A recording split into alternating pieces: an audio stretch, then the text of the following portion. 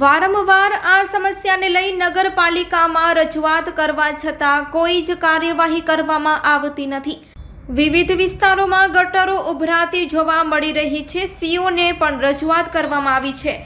જો નિરાકરણ લાવવામાં નહીં આવે તો ધરણા પર ઉતરશે તેવી ખાતરી આપવામાં આવી હતી। આ અંગે વધુ શબ્દો સાંભળીએ ભુજ શહેરના જાગૃત નાગરિક પાસેથી। ચોક્કસપણે અમે વારંવાર રજૂઆતો નગરપાલિકામાં વિસ્તારના લોકોએ કરી છે, અમે પણ કરી છે, છતાં આજે ગટર નગરી તરીકે જે ભુજનું નામ પડ્યું છે એના પુરાવા રૂપે જ્યારે પણ જે લોકોને જોવું હોય એ જોઈ શકે છે। આવી પરિસ્થિતિ જ્યારે હોય અને મેં કાલે સીઓ સાહેબને પણ ફોન કર્યો હતો અને જ્યારે ગટરની કમ્પ્લેન લખાવીએ છીએ કે ભાઈ આ વિસ્તારમાં ગટરો ઉભરાય છે તો આગળ ગટર લાઈન બેસી ગઈ છે। એક જ બાનું આ લોકો પાસે છે, બીજો કોઈ કારણ નથી।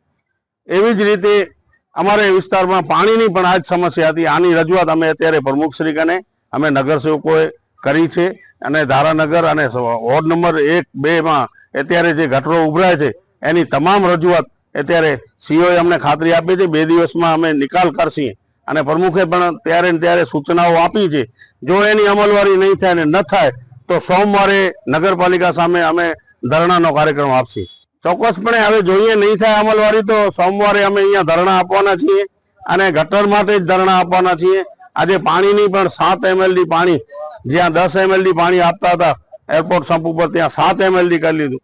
આ પાણીના ટાંકામાંથી આજે વોર્ડ નંબર 1 હોય, 2 હોય, 6 હોય અને 5 હોય આ બધે વોર્ડોમાં જે આ અહીંયાથી સપ્લાય થાય છે અને પાણી જો જે સપ્લાય આજે કટ કરવામાં આવી છે ખરેખર તો પાણી પુરવઠાને પણ ખરેખર નગરપાલિકાની જાણ બહાર કરી છે કે નગરપાલિકાને જાણ કરીને કરી છે।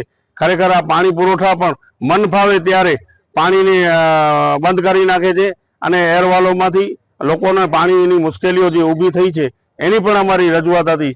સીઓ સાહેબને ખાતરી આપી છે, જોઈએ છીએ હવે શું થાય છે। નકા સોમવારે અમે આ 2 પ્રશ્ન માટે નગરપાલિકા સામે અમે ધરણાનો કાર્યક્રમ આપશું।